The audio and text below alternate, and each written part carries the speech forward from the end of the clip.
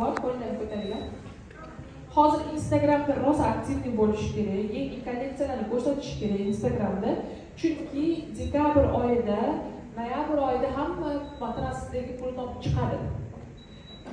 Yangi yil uchun, bayramlar uchun va albatta issiq kiyimlar olishlik uchun hozir rosa Instagramda aktiv bo'ladigan oy. Hamma yozuvchi bolalarini qorni to'ldirish uchun ishlatdi oyligini, o'ynatish uchun, keyin maktab uchun pulni ishlatdi hamma. Hozir bo'lsa, hozir nimaga pul ishlatishadi odamlar? Kiyim, issiq kiyim uchun, to'y, ovqat uchun uyda ovqatlanishadi, yangi uy olishadi. Shuning uchun hozir ham sotuvni bomba qiladigan oy. Shuning uchun har bittalarga hozir sotuvlar baland bo'lmasa ham, noyabrda, oktyabrda sotuvlar baland bo'lishi hozir Instagramda dodlashinglar kerak. Yangi yilgacha 2025-yilda hamma krediti bo'lib, katta sotuv bo'lmasa ham 2026-yilda ham sotib olishni boshlaydi. 2026-yil ko'pchilik kredit tugaydi. Shuning uchun men marketing bo'lib, bugun BRC klubdagilarni yig'ishimdan maqsad o'zi bu hafta hammamizni zaxirada ko'rishlik ko'p, keyin 80 kishi bo'lib, bu ta'minlab ketib qolishni bu hafta ertaroq bo'lyapti kreditda. Shuning uchun men sizlarga nima demoqchiman? Imенно hozir Instagramda aktivniy bo'lib, o'z mahsulotlarini tanishtirib, reklamalar sotib olib, o'z mahsulotlariga qiziqishlarini orttirsanglar, auditoriya o'sha noyabr, dekabrda sizlarga sotuvlar bilan bo'lishni boshlaydi. Shuning uchun har bittalarga meni maslahatim hozir Instagramda aktivniy bo'lish. Chunki go'sht biznesi bo'lsa, sizlarda go'sht biznesida, kiyim biznesida, oyoq kiyim biznesida sotuvlar oshishni boshlaydi. Buni bu yog'iga o'sha finansiy pul aylanadi. Даже sovuq tushgan uchun hatto ovqat ham yaxshi sotiladi. Sovuq tushgan uchun ham yangi kiyim ham sotiladi. Birinchi o'rinda nima qilamiz sizlar? Birinchi o'rinda biz sotuvlarimizni oshirish uchun noyabrda, oktyabrda, dekabrda hozir Instagramda o'z mahsulotlarimizni ko'rsatamiz. Ertaga kimda showroom magazini bor? Kimda showroom magazini bor? Kimda o'z biznesi bor? Qanaqa biznes?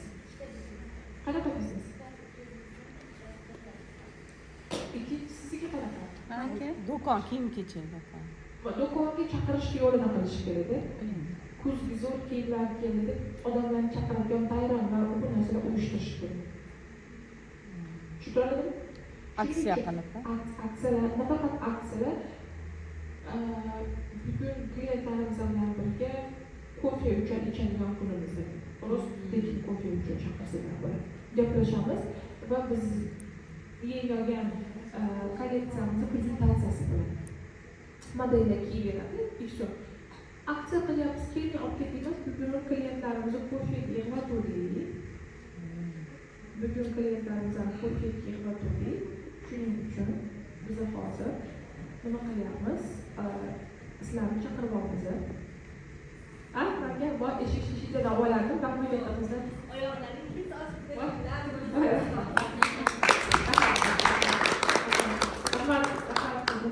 Shuning uchun mana majlislar kuratori guruhiga qarab turadi. Biznes bo'yicha savollarga ham professional diplomirованный psixologlar любой savollarga javob beradi. Rahmat Majnunov. Shunga nima demoqchiman sizlarga? Birinchi o'rinda klientni olib kelishga sabab yaratishinglar kerak. Va u har doim hamma qilayotgan aksiyalarimiz. Biz bugun klientlarimiz bilan birga anaqa qilamiz. Kofe ichib yangi kolleksiyani ko'rsatmoqchimiz. Просто yangi kolleksiyani ko'rsatmoqchimiz. Tushunarlimi? Eng asosiysi sizlarda klient topib kelish uchun bir sabab yaratish. Men uy sotish uchun Novosentrda hosil bayramlar qilib, kuzgi festival uyushtirganman. Yoki yangi yilga uyni bezatganman yangi yilda. Именно yangi yilda kim ertaroq bezatsa magazinini yoki go'sht biznesini va boshqa bizneslarni yangi yilga qilgan yangi upakovkasini bayramonasini dekabrda boshlovida ko'rsatsa hamma sotuvni qilib oladi. Odamlarning xayoliga nishonlash, hosil bayramini nishonlash, noyabrda ko'rga ichish kerak. Sizlar odamlar uchun bayram yaratish kerak. Bayram marketingda eng katta sotuv. Bizda juda ko'pchilik yaqinda bizda ham bitiruv bo'ladi, So'lda BRC'da prezentatsiyasi bo'ladi. Juda ham ko'pchilik bitiruv uchun kurs yoziladi. Bitiruv kechamizni zo'r ko'radi. Ikkinchidan bizda har doim nima zo'r bo'lardi, shu bayramona kayfiyat sotadi. Shuning uchun sizlar klientlaringlarda bu bayramni nishonlashimiz kerak. Oddiy kofe ichishga taklif qilyapmiz deyishdi. Manda klinikada maqsad bo'ladi.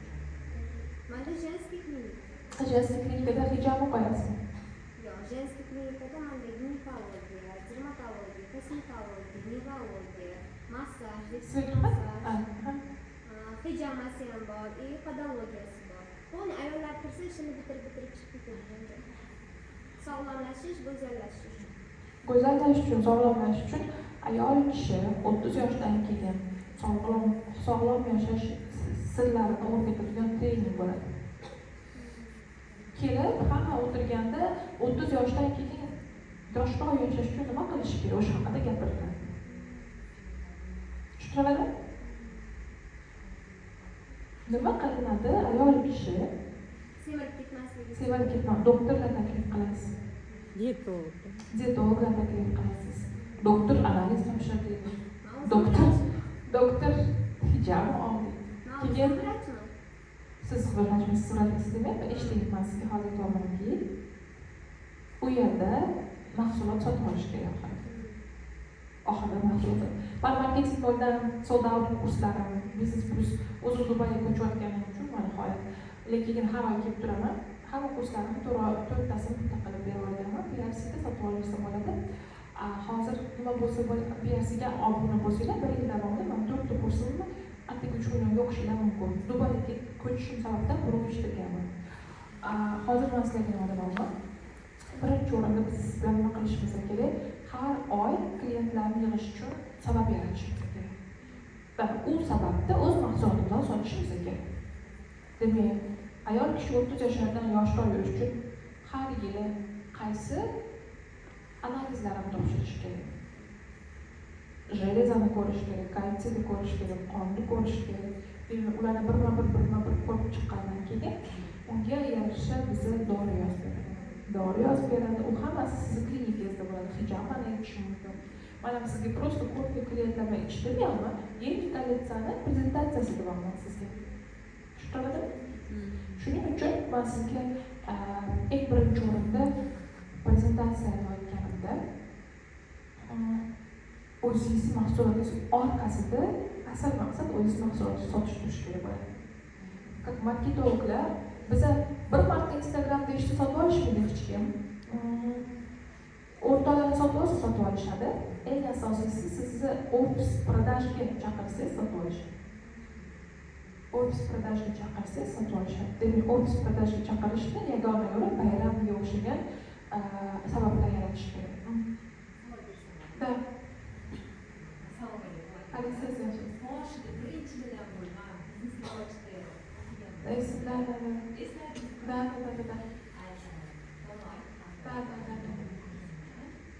Hozirda семейный xo'jaliklarda qurilish mollari bo'yicha Xitoydan tovar olib keladi. Mana buni onlayn formatda marketing erkaklardan asosan ishlaymiz. Erkaklarning nomidan men blogga oboraman. Hozir mana shu savol so'rayapti. Men qanaqa qilib magazinimizdagi klientlarni jalb qilib sotuvni oshirishim mumkin? Shu savol. U juda marketing yo'ldan, sold out, marketing qirolichasi darslar to'liq ma'lumot bor. BRC'ga yoziling, qo'lab qoling, u yerda butun dars bor.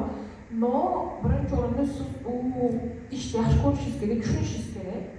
Siz turishingizdan siz biroz majbur qilayotganga o'xshayapti. Siz u mahsulotingizni yaxshi ko'radigan o'xshamayapsiz.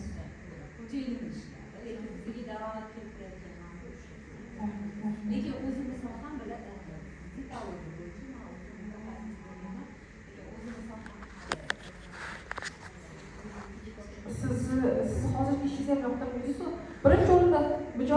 klientlar olib kelib berish, klientlar bilan ishlashligi uchun, mijozlar yig'ish uchun u sizni ishingiz sizni yondirish kerak, kuydirish kerak. Siz birinchi o'rinda u erkaklar ishidan siz o'zingizni gunohkor deb his qilyapsiz. O'zingizni noqulay his qilyapsiz, o'zingizni majbur qilyapsiz, o'zingizni majbur qilgan joyda pul yo'q. Da. Ben mesela o'zim Erimga yordam berish uchun nimaga o'ylaysiz, u eringiz tinch qo'yib qo'yishingiz katta yordam bergan bo'lasiz. Tinch qo'yib qo'yishingiz katta yordam bergan bo'lasiz. sababini ham Eringiz tinch qo'yib qo'ying. Eringiz tinch qo'yib qo'ysangiz, o'zingizni topshirib qo'ysangiz, suv isishingiz bilan shug'ullanasiz.